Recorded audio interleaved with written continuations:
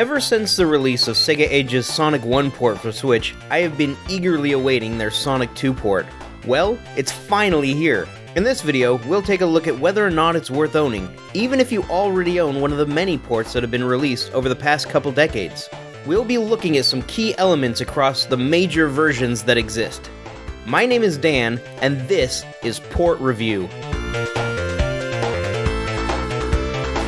The ports we'll be covering are the original for Sega Genesis, Sonic Mega Collection for GameCube, Sonic's Ultimate Genesis Collection for Xbox 360, also available on PS3, Sonic 2 Classic for a wide variety of mobile hardware, I'll be playing on Fire TV, Sega Genesis Classics for Switch, Xbox One, and PS4, and the Sega Genesis Mini Console.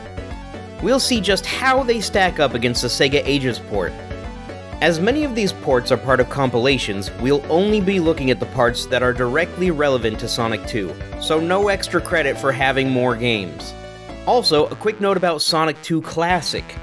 This is actually a full remake of Sonic 2 made in a custom game engine that would eventually go on to be used for Sonic Mania. To keep things simple, I'll still be referring to this as a port, even though it is technically a remake. Lastly, we won't be reviewing the game itself per se, but we'll only be looking at elements that may be relevant to each port. If you don't already know what Sonic 2 is, then what the...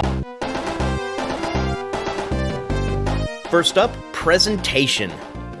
Intro animations. When you first boot up Sonic 2 Sega Ages, you're greeted with a really nice intro animation. Intros like these really help show that the makers actually care about their product. Other ports with notable intros include Sonic's Ultimate Genesis Collection and Sega Genesis Classics. Sonic 2 Classics intro is pretty basic, but it still gets the job done.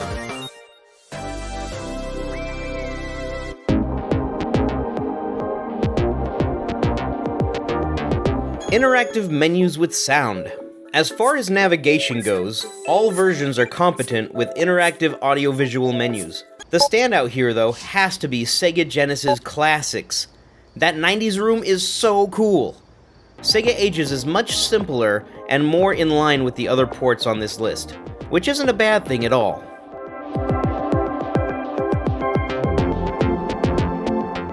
HDMI out.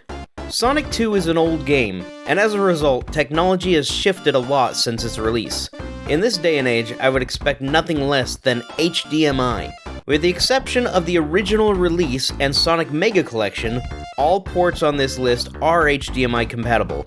However, Sonic 2 Classic's mobile nature will affect HDMI options depending on your device. While HDMI looks great, it's not without its problems, but more on that later. Scanline filters. The Sega Genesis was very much designed for CRT displays. This display gives a game a very specific look and feel. As a result, ports will often include a scanline filter to help bring back that nostalgic look of the past. Only Sega Genesis Classics, Sega Genesis Mini, and Sonic 2 Sega Ages have this ability, with the standout definitely being Sonic 2 Sega Ages. I'm not typically a fan of scanline filters, but they did something special for this one. The Vintage mode looks just like an old CRT, down to the slight curvature of the screen. Sega Genesis Classics also tried to mimic this effect, but it's not even close to the same level as Sonic 2 Sega Ages. They even added chromatic aberration to really sell the effect. That's that purple fringe you see there. Brilliant. With the clarity of HDMI also comes the sharp pixel edges of 240p source material. Smoothing filters are often used to help clean this up. While I'm not a fan of smoothing, it's nice to have the option. Sonic's Ultimate Genesis Collection, Sega Genesis Classics, and Sonic 2 Sega Ages are the only 3 ports that offer this. Lastly, your original Sonic 2 game will likely look different depending on where in the world you live.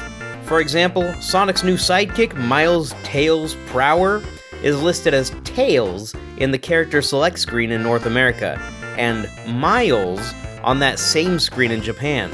I'm amazed that 3 of these ports actually include region-specific differences such as this. Next is gameplay. Sonic 2 is one of those fast-paced games that require a response time that is just as fast. One of the biggest issues with the HDMI standard is input lag.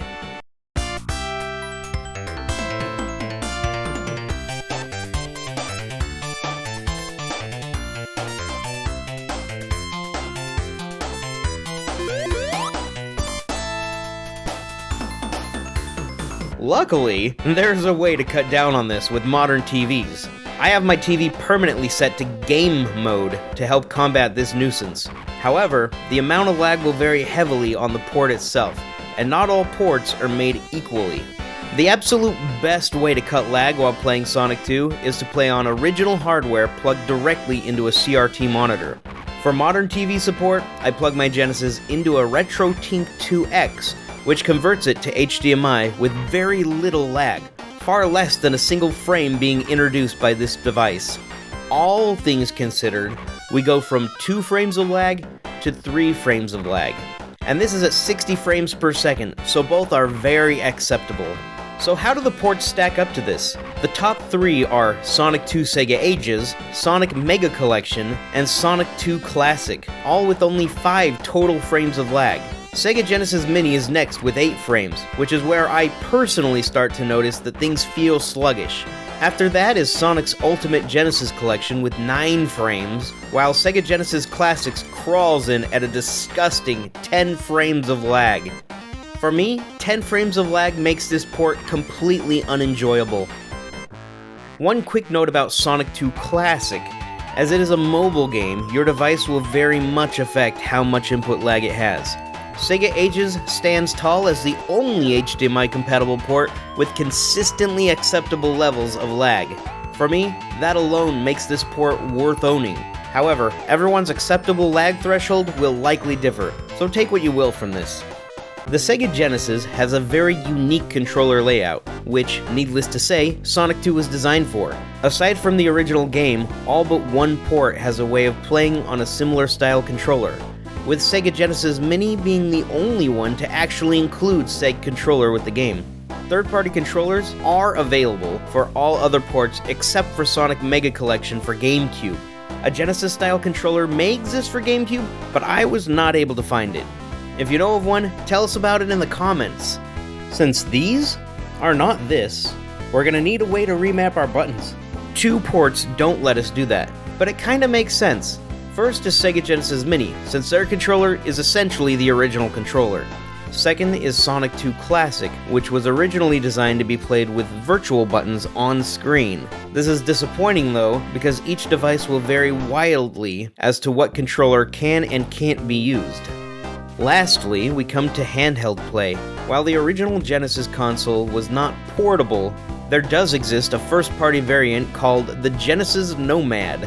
As such, playing Sonic 2 on the go was something folks could do pretty much from the start. The 3 handheld-capable ports are Sonic 2 Classic, Sega Genesis Classics, and Sonic 2 Sega Ages, the latter 2 being portable because they're on the Switch. I should mention that the reason that I'm using Fire TV for Sonic 2 Classics is because that was the only device that I could actually get to work with it. My Galaxy S9 Plus crashes on start screen every single time, and my Nvidia Shield TV doesn't even acknowledge its existence. However, just because my phone doesn't work with it doesn't mean yours won't either, so it's technically handheld capable. And finally, features. Save states is an amazing feature that is pretty much standard when it comes to emulation.